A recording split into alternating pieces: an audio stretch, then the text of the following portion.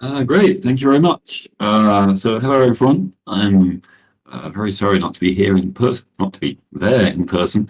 Um, it's a subject close to my heart. So I thought I would give you um, a slightly non-standard kind of talk. I'm not really going to talk about clever things that we have done. I'm going to talk instead about things that we have not done, and more particularly about things that people should do. So, language specification. Um, you want, if you're going to the trouble of writing down a specification, you want it to be usable in lots of ways. And the last couple of talks have mentioned some of these. So, reference documentation and prose and accessible maths and so on. I should say, so I have the Discord chat open at the same time. So if anyone wants to make this slightly more interactive, try typing questions in there and hopefully I'll notice them. So we want prose, we want maths, we want some sanity checking of the definition. These days, it's now, I think, hopefully accepted wisdom that we want specifications that can serve as test oracles that are executable in one way or another. Surprisingly, how many decades it took to get to that point, but now I think many people understand it. Maybe we want a prototype implementation, and then pretty soon you start wanting a bunch of other things which are problems of success.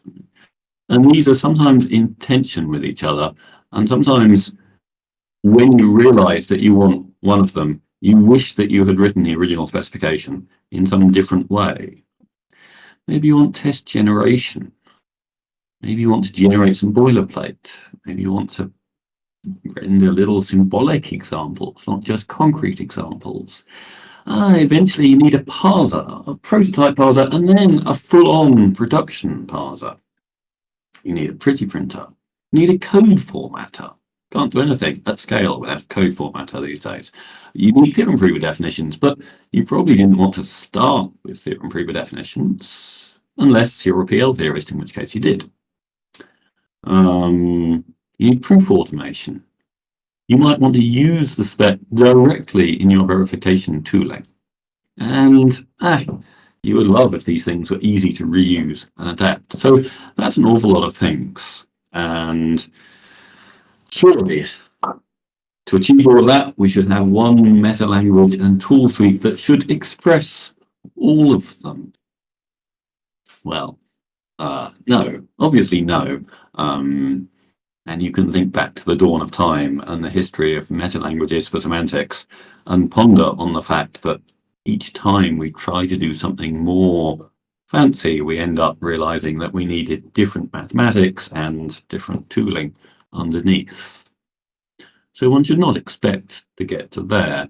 But nonetheless, I put it to you that there is a huge space between the current state of the art, which is frankly pretty miserable, and something that handles most or even a large part of these in a reasonably general way.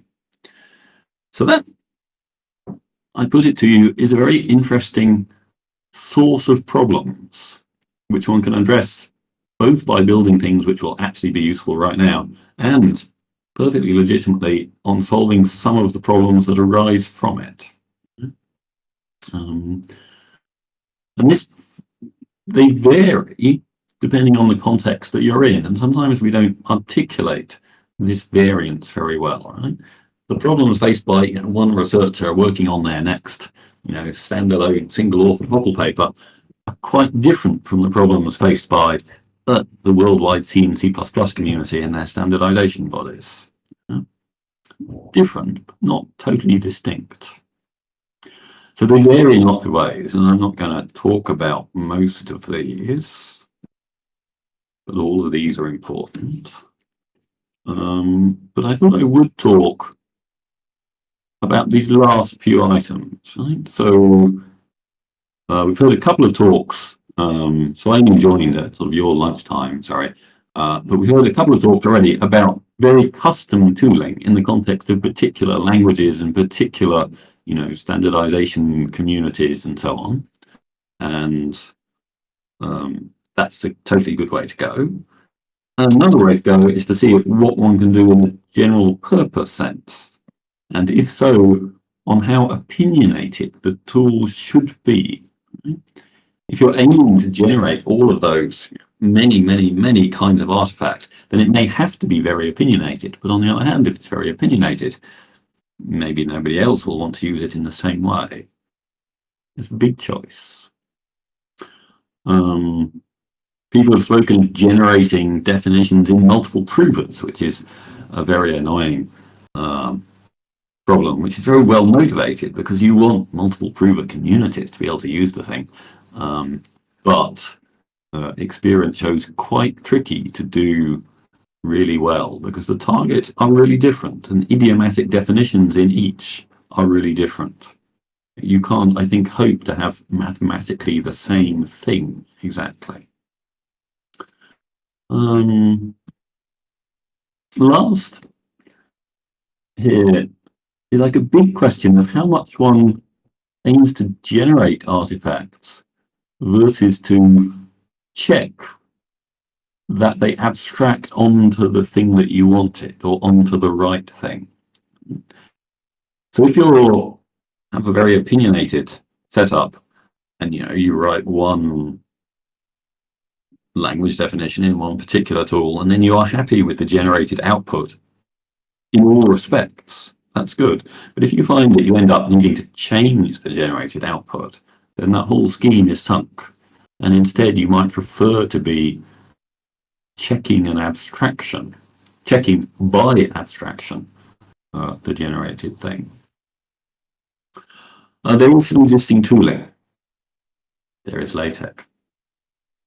It's terrible. There are the classic provers. They're terrible in different ways.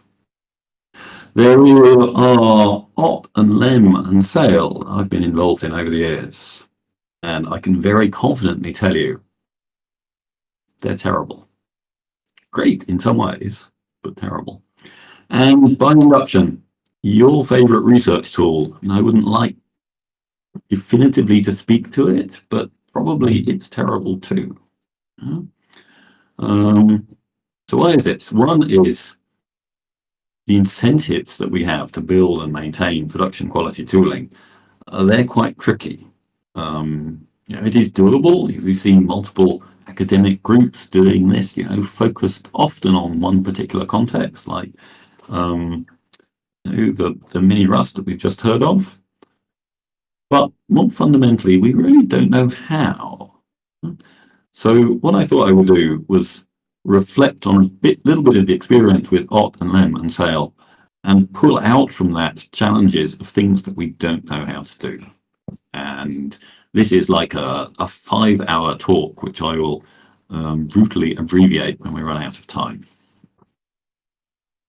So some of you will have known some of these things, but they do get confused. So let me discriminate. OT, what was that?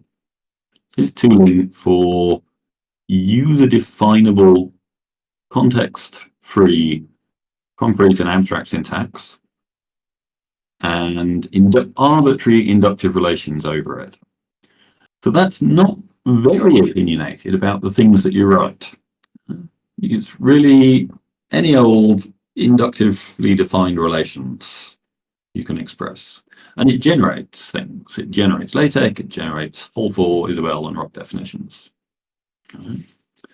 Okay, LEM, in some sense, a successor, but it's doing a really different thing, motivated by a different kind of problem. Right? So LEM is good for pure functional definitions, and it's roughly the core of pure Camel Light plus some libraries. And again, it generates LaTeX, now executable OCaml, and the theorem group definitions.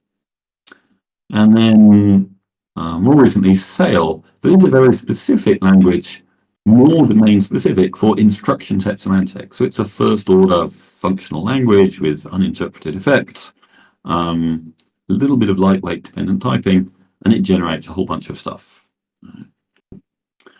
So Let's go into these a little bit more and sort of use them to try and sneak up on the more interesting questions for the future. So for OT, we started out, we wanted to have a source syntax for language specifications that we could read, because LaTeX was too irritating and too useless. So if you imagine you have just had the idea come into your head of a great new type system that you want, you could just start writing down the LaTeX, but that would not be a great deal of fun. Or you could just write down an ASCII file with some ASCII syntax for what you meant, just like that. And it parses that, and it sort checks it, which is really useful sanity checking, and then generates the LaTeX. And you have to do a whole bunch of engineering to make this actually usable, which I won't speak about. And then when you want prover definitions, you just have to add the definitions of the non-free things. You have to say that, I don't know, in this case, we're representing variables with Isabelle strings or Coq natural numbers or whatever. And you get out perfectly fine prover definitions. And it's great, and it has a modest but very enthusiastic user base. So Stephanie Varick had a beautiful quote from a couple of years ago. She's continued to use OT and its locally nameless backend for much of my work. And this was, many years, 15 years after the original tool development. And other people who are not me continue to maintain it. Well, not me or Francesco or Scott continue to maintain it. But it really highlights the problems, some open problems. So you might think that you're defining a language, but you're not really at the end of the day. You're defining a whole complicated family of languages, of concrete object language syntax and lexing for things and some syntactic sugar, and the language of the symbolic terms that you end up actually using in rules, which is rather different. And sometimes you need the hybrid of those two. You're defining the abstract syntax that these things denote. You typically end up with some subgrammars and some context grammars. As soon as you start to use it for any kind of implementation, you need location information. You need to turn off some parts for presentation to carefully lie about particular things. You end up with families of related object languages with or without type annotations or with extra constructors used only in their semantics or parameterized over something, all kinds of stuff. So all of those things OT supports, but the challenge here is that really there's a little subject of operations on first-class grammar definition fragments that we should be expressing our language definitions in terms of. Right? And that's all kind of done with ad hocery there. It should be mathematically more grounded and explicit. It's really going to very hopelessly run out of time here. Let's see. Did we start? When should I stop? How many minutes do you need?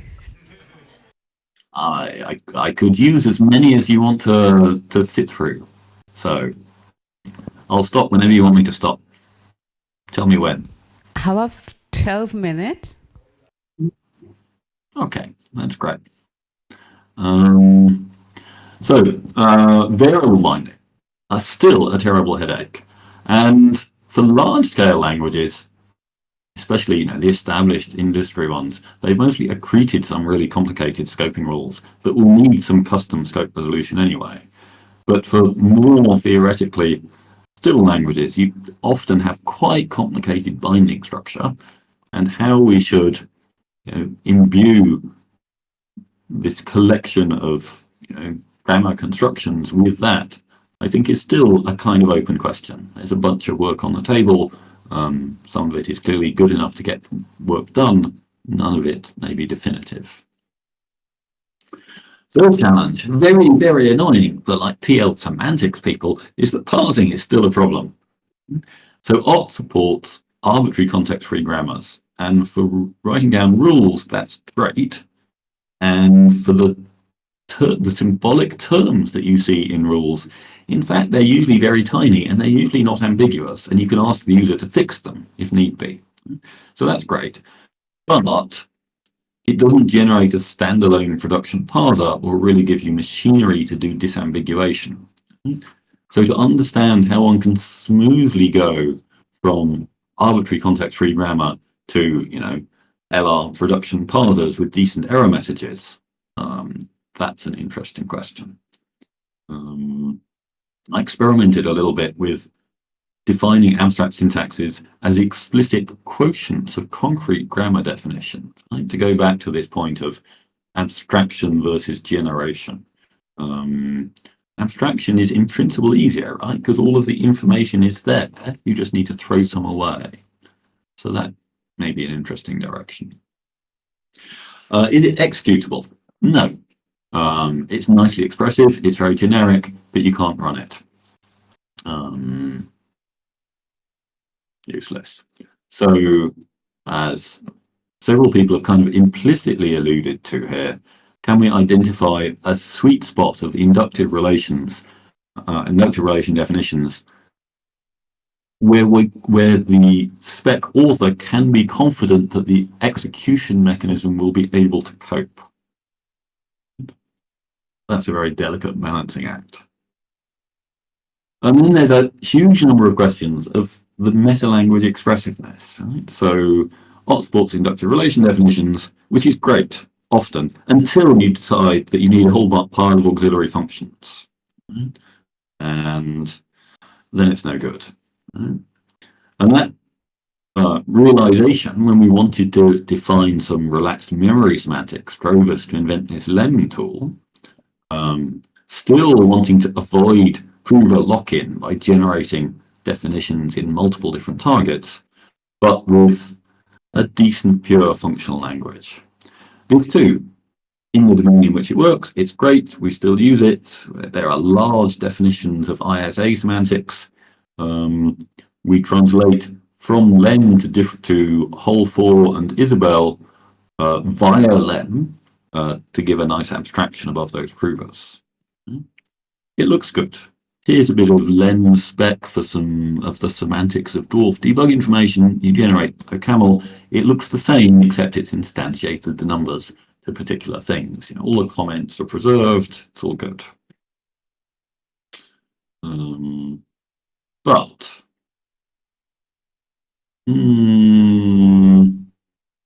these definitions, we use them for execution a lot, but they're not very good for doing proof above, because it's hard to target very idiomatic usable definitions. The different targets, they really are different, and to what extent that can be reconciled is not very clear. Another expressiveness question then. How fancy a specification language type system do you want in terms of the modules or type classes? Lem supports simple type classes, seemed a good idea at the time, but later the lack of fancier versions made large-scale specs like the Cerberus C semantics of Cave and Mammarian really quite awkward to phrase, and in fact a chunk of that has now been ported back into a fragment of OCaml, because we just didn't have enough module system. Handling partiality, still a terrible pain in the neck. Right? And again, target dependent, what one would want to do. Distinguishing computational and non-computational things, not an issue at all if you're working in some of the targets, but totally an issue for the other. So it's a case again where generation isn't really enough without extra data in the source. When we move to looking at instruction set semantics, they're full of bit vectors.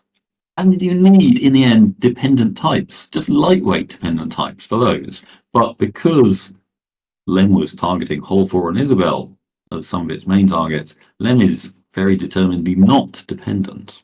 But here you need them. So that path led us to Sewell, which is for instruction set semantics in particular, so this is a more specific goal, so it can do a better job by being more constrained. Simple first order imperative language, lightweight dependent types. And from Sewell, we generate multiple things. And here, we're generating via Lem, Holfor, and Isabel. Tobias Grosser's group have recently done a sail to lean backend. Nate told us about a thing I didn't even know existed, which was a sail to Rust backend. And there's also a sail to Rock backend. And here, because the source spec language is so tight and simple, it's possible to generate quite decent code for these, although of a scale that challenges the theorem provers at some point.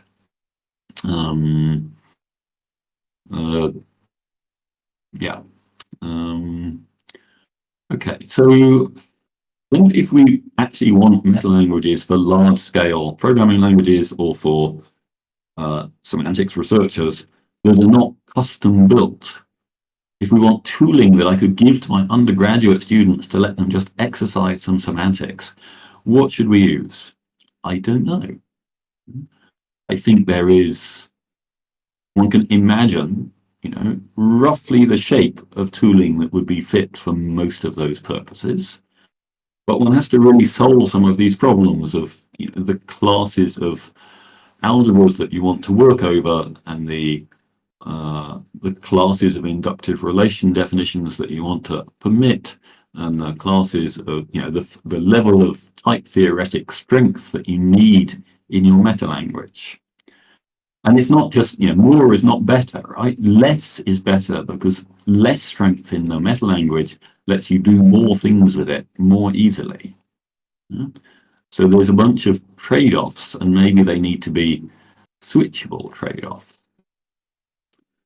Just to end, so there is a great history of related work here, dating back 5 decades, and people sometimes tend to forget it. So I encourage everyone to go off and look at a whole pile of this stuff, because many of these are really not new problems. So there we go. I don't know what formal languages are suitable for specification of semantics. I have a pretty good idea of what we want good tool support to provide, and how we actually engineer the building of them in ways which are usable not just by their developers is a challenging problem. And in order to get there, we have to sort of get over a threshold of usefulness. So we're tackling not necessarily all of these challenges all at once, but a decent, far too many overlays, a decent subset of them simultaneously. And with that, I thank you for your time and attention. And if we have any time, I'm happy to have any questions or discuss later. Thank you. So Peter, it's like a lecture that I've been dreaming about, and I really want to listen to your 5-hour lecture on this topic. Thanks a lot. Well, I'm happy to give it, but your audience may rebel. I know. So you need to come to Korea to give real in-person lecture. Okay, here's a question from the floor. Hi, Peter. First, thank you for your talk. This is Sasha. Regarding Lem, which I've been, as you know, using a bit recently because I'm tinkering with Cerberus sometimes. Sometimes it feels like it would be much easier if it was just a DSL embedded in OCaml that does the same thing, instead of just being some OCaml very, very like language that compiles to OCaml and then other things. What's your opinion on that? Yes and no. I think when we started out, it was our intention to have a proper syntactic and type system sub-language of OCaml. And you would get a giant win by just, in implementation terms, by just being able to take the OCaml front end and turn stuff off. But there was like a stupid reason, which is that in hindsight, no, I don't know if it's totally stupid. We were doing a whole pile of various set theoretic definitions of memory models, axiomatic memory models at the time for C++. And we really wanted special syntax for set and list comprehensions because we wanted readability. We wanted the final thing to be typesettable as decent paper math. That's sort of a stupid reason, but a real one. The more substantive language design reason is that for the library design turns out to be a giant problem, a giant interesting problem, which we did not understand at the start. And being able to set up a decent collection of type classes for different numeric types, that sort of can be mapped onto the different targets, in the end was really useful. As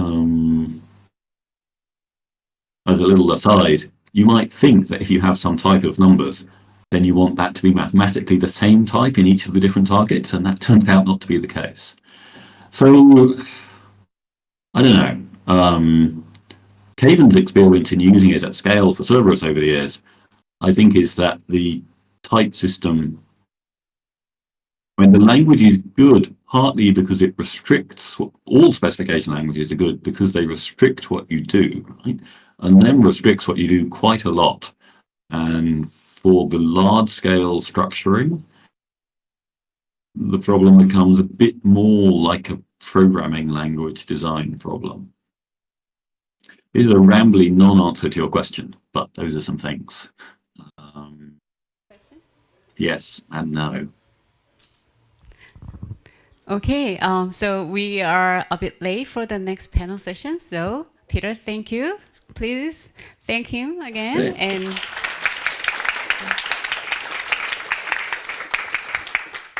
yeah, I'll talk to you later. Thank you. Thank you.